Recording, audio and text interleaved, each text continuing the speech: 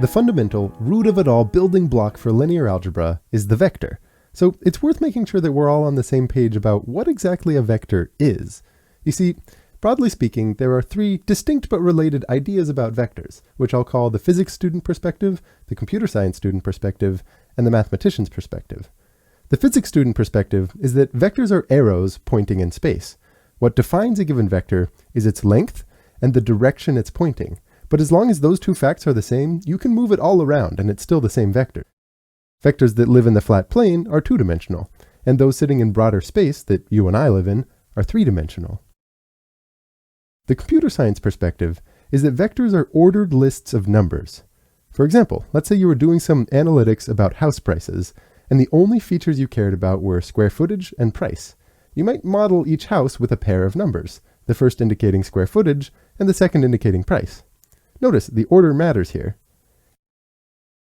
In the lingo, you'd be modeling houses as two-dimensional vectors, where in this context, vector is pretty much just a fancy word for list, and what makes it two-dimensional is the fact that the length of that list is 2.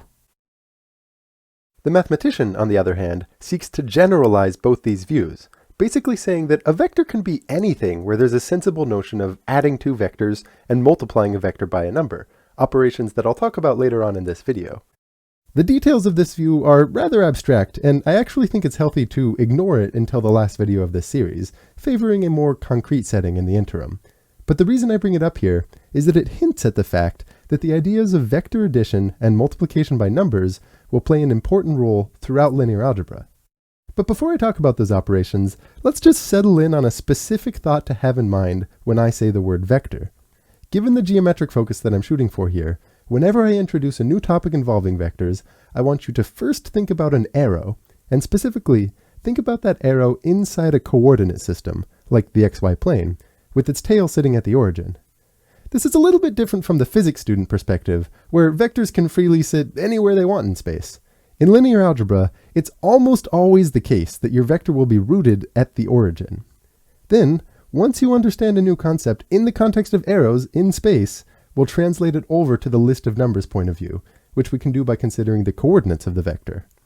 Now, while I'm sure that many of you are already familiar with this coordinate system, it's worth walking through explicitly, since this is where all of the important back and forth happens between the two perspectives of linear algebra.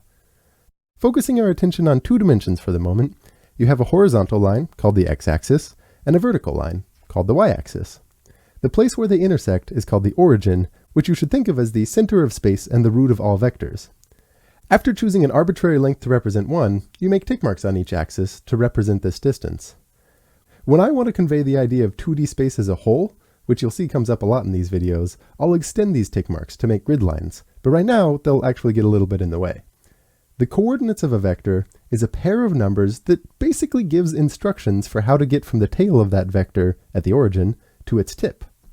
The first number tells you how far to walk along the x-axis, positive numbers indicating rightward motion, negative numbers indicating leftward motion, and the second number tells you how far to walk parallel to the y-axis after that, positive numbers indicating upward motion, and negative numbers indicating downward motion. To distinguish vectors from points, the convention is to write this pair of numbers vertically, with square brackets around them. Every pair of numbers gives you one and only one vector, and every vector is associated with one and only one pair of numbers. What about in 3 dimensions? Well, you add a third axis, called the z-axis, which is perpendicular to both the x and y axes, and in this case, each vector is associated with an ordered triplet of numbers. The first tells you how far to move along the x-axis, the second tells you how far to move parallel to the y-axis, and the third one tells you how far to then move parallel to this new z-axis. Every triplet of numbers gives you one unique vector in space, and every vector in space gives you exactly one triplet of numbers. Alright, so back to vector addition and multiplication by numbers. After all, every topic in linear algebra is going to center around these two operations. Luckily, each one's pretty straightforward to define. Let's say we have two vectors, one pointing up and a little to the right, and the other one pointing right and down a bit. To add these two vectors, move the second one so that its tail sits at the tip of the first one. Then, if you draw a new vector from the tail of the first one to where the tip of the second one now sits, that new vector is their sum. This definition of addition, by the way, is pretty much the only time in linear algebra where we let vectors stray away from the origin. Now, why is this a reasonable thing to do? Why this definition of addition and not some other one? Well, the way I like to think about it is that each vector represents a certain movement, a step with a certain distance and direction in space. If you take a step along the first vector, then take a step in the direction and distance described by the second vector, the overall effect is just the same as if you moved along the sum of those two vectors to start with. You could think about this as an extension of how we think about adding numbers on a number line. One way that we teach kids to think about this, say with 2 plus 5, is to think of moving 2 steps to the right, followed by another 5 steps to the right. The overall effect is the same as if you just took 7 steps to the right. In fact, let's see how vector addition looks numerically. The first vector here has coordinates 1, 2. And the second one has coordinates 3, -1. When you take the vector sum using this tip-to-tail method, you can think of a 4-step path from the origin to the tip of the second vector. Walk 1 to the right, then 2 up, then 3 to the right, then 1 down. Reorganizing these steps so that you first do all of the rightward motion, then do all the vertical motion, you can read it as saying, first move 1 plus 3 to the right, then move 2 minus 1 up. So the new vector has coordinates 1 plus 3 and 2 plus -1.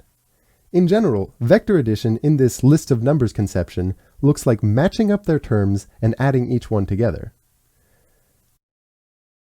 The other fundamental vector operation is multiplication by a number. Now this is best understood just by looking at a few examples. If you take the number 2 and multiply it by a given vector, it means you stretch out that vector so that it's 2 times as long as when you started. If you multiply that vector by, say, 1/3, it means you squish it down so that it's 1/3 the original length. When you multiply it by a negative number, like -1.8, then the vector first gets flipped around, then stretched out by that factor of 1.8. This process of stretching or squishing or sometimes reversing the direction of a vector is called scaling. And whenever you catch a number, like 2 or 1/3 or -1.8, acting like this, scaling some vector, you call it a scalar. In fact, throughout linear algebra, one of the main things that numbers do is scale vectors, so it's common to use the word scalar pretty much interchangeably with the word number. Numerically, stretching out a vector by a factor of, say, 2, corresponds with multiplying each of its components by that factor, 2. So in the conception of vectors as lists of numbers, multiplying a given vector by a scalar means multiplying each one of those components by that scalar. You'll see in the following videos what I mean when I say that linear algebra topics tend to revolve around these two fundamental operations, vector addition and scalar multiplication. And I'll talk more in the last video about how and why the mathematician thinks only about these operations, independent and abstracted away from however you choose to represent vectors. In truth, it doesn't matter whether you think about vectors as fundamentally being arrows in space, like I'm suggesting you do, that happen to have a nice numerical representation, or fundamentally as lists of numbers that happen to have a nice geometric interpretation. The usefulness of linear algebra has less to do with either one of these views than it does with the ability to translate back and forth between them. It gives the data analyst a nice way to conceptualize many lists of numbers in a visual way, which can seriously clarify patterns in data and give a global view of what certain operations do.